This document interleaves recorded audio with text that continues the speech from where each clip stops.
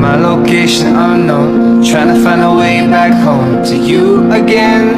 I gotta get back to you, gotta get back to you. My location unknown. Hello mga ka-housewife, good morning. It's Holy Week, Holy Wednesday ngayon, and papunta ako ngayon sa simbahan. Kaming dalawa ng anak ko, papunta kami sa simbahan para mag confession, kumpisal.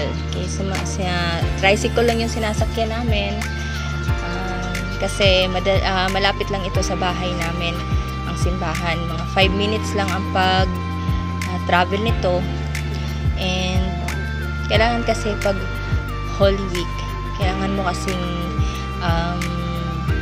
kailangan mo mag-confess kay Lord sa mga nagawa mo namang kasalanan, kasi nga siya sa cross para sa mga kasalanan natin. So kaya kailangan din nating mag-confess sa kanya. Ito, nakita ko yung papa ko nandun, no?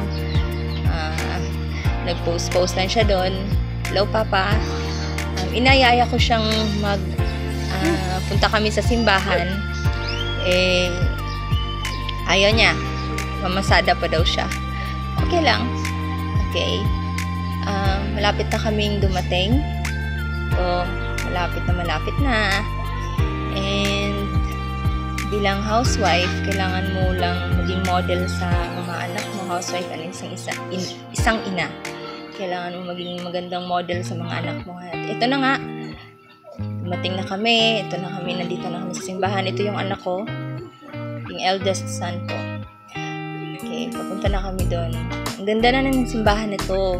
Nung way back 2004 to 2006, choir ako sa simbahan na to. Hindi pa ganito to kalaki.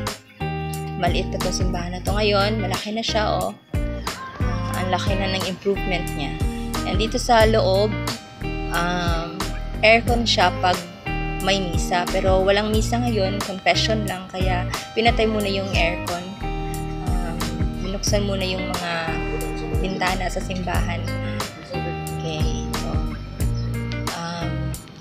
di naman kami masyadong marami ang nag-confess.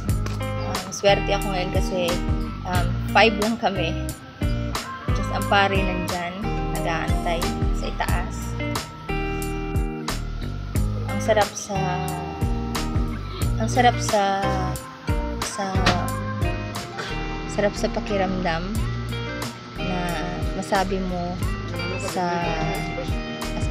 ang lahat ng kasalanan mo na nagawa mo. And emotional ako, naiyak na ako kasi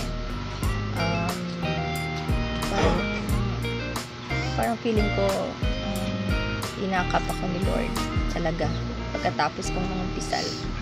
And again, happy Holy Week sa lahat, and sana kayo din, sana mag-thank you lang naman kayo ni Lord lahat. Happy Holy Week po mga housewife.